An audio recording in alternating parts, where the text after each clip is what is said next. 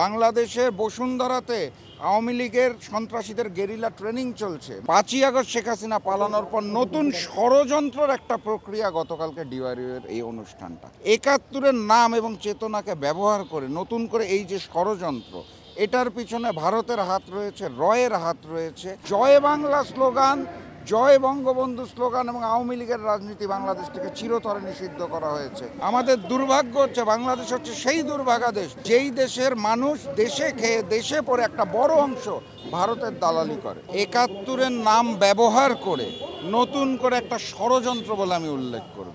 এই ৭১-এর নাম ব্যবহার করে এবং ৭১-এর চেতনা ব্যবহার করে ফ্যাসিস্ট শেখ হাসিনা বিগত ১৬ বছর ধরে বাংলাদেশের মানুষের চোখকে বন্ধ করে রেখে যেভাবে করে গণতন্ত্রহীন এবং ভারতীয় করদ রাজ্য হিসেবে বাংলাদেশের জনগণকে অত্যাচার করেছিল, ৫ই আগস্ট শেখ হাসিনা পালানোর পর নতুন ষড়যন্ত্রের একটা প্রক্রিয়া গতকালকে ডিওয়াইএর এই অনুষ্ঠানটা।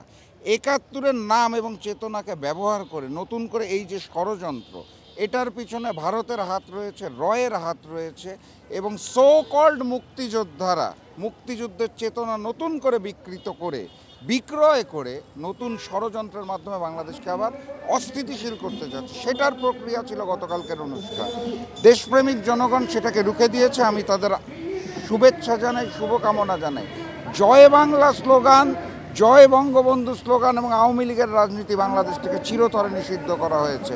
এই জাতীয় স্লোগান এবং কর্মসূচি ষড়যন্ত্র আমরা দেখতে চাই না, হবে না আমি বলছি না, আরও বড়ভাবে হবে। এটা খুব ছোট মাপের সূচনা ছিল, আরও বড়ভাবে হবে। আপনার বুঝতে হবে, ভারতে দিল্লিতে শেখ হাসিনার জন্য অফিস উদ্বোধন হয়েছে, কলকাতা আওয়ামী নেতাদের জন্য অফিস উদ্বোধন হয়েছে, বাংলাদেশের বসুন্ধরাতে আওয়ামী লীগের সন্ত্রাসীদের গেরিলা ট্রেনিং চলছে, মেজর সাদিককে অ্যারেস্ট করা হয়েছে আপনি জানেন। একটি সংস্থা ভারতে যে ৪,৫০০ কোটি টাকা ইনভেস্ট করছে নতুন করে ষড়যন্ত্র করার জন্য, তা আপনি মনে করেন না এটা খুব সহজে শেষ হয়ে গেছে গতকালের অনুষ্ঠানের মাধ্যমে। এই যাত্রা মাত্র শুরু, ষড়যন্ত্রের মাত্র শুরু হয়েছে, উদ্বোধন হয়েছে, এটা চলতেই থাকবে, আরও বড় মাপে আসবে। কিন্তু কথা হচ্ছে ২৪-এ আমরা যে একত্রিত হয়েছিলাম ফ্যাসিবাদের বিরুদ্ধে, সেই একত্রীকরণের জায়গা থেকে যতবার আসবে ততবার আবু সাইদ এবং মুগ্ধরা রাজপথে দাঁড়াবে, ততবার আমরা রক্ত দিব, ততবার আমরা বাংলাদেশকে ভারতের করদ রাজ্য থেকে মুক্ত করব ইনশাআল্লাহ।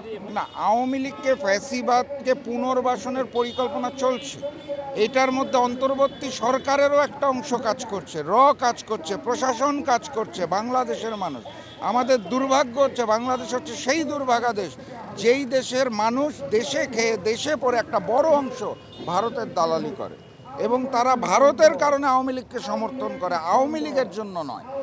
বাংলাদেশটাকে ভারতের করদ রাজ্য বানানোর জন্য ভারতের যে ষড়যন্ত্র, সেই ফাঁদে পা দিয়ে আওয়ামী লীগকে সমর্থন করে। অতএব ষড়যন্ত্র চলবে, কিন্তু আমাদের প্রস্তুত থাকতে হবে। ইনশাআল্লাহ বাংলার মাটিতে আমরা নতুন করে ফ্যাসিবাদ কায়েম হতে দিব না।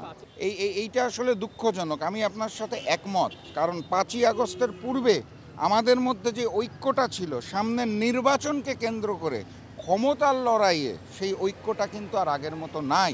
এখন নিজেদের মধ্যে দ্বিধা বিভক্তি শুরু হয়েছে। এটার সুযোগ অবশ্যই যেভাবে ভারত পাচ্ছে, সেই সুযোগ নিচ্ছে, আওয়ামী লীগও সেই সুযোগ নেওয়ার চেষ্টা করছে। কিন্তু আমি যেটা স্পষ্ট করে বলতে চাই, নির্বাচনের জায়গায় রাজনৈতিক দলগুলোর ভিন্ন মত থাকতেই পারে, কিন্তু আওয়ামী লীগের ব্যাপারে, আওয়ামী দুঃশাসনের ব্যাপারে, ফ্যাসিবাদের বিরুদ্ধে এবং ভারতীয় আধিপত্যবাদের বিরুদ্ধে এই দুটো প্রসঙ্গ যখনই আসবে আমরা সবাই আবার একত্রিত হয়ে যাব। ভোটের ময়দান, সেখানে ভিন্নতা থাকতেই পারে। আওয়ামী লীগের প্রশ্নে, ভারতীয় আধিপত্যবাদের প্রশ্নে আমাদের মধ্যে কোনো দ্বিধা বিভক্তি যদি থাকে, সেটা দেশের জন্য ক্ষতিকর, সেটা আমরা চাই না। ইনশাআল্লাহ আমরা ওই দুটো জায়গায় একত্রিতই থাকতে পারবো বলে আমি বিশ্বাস করি।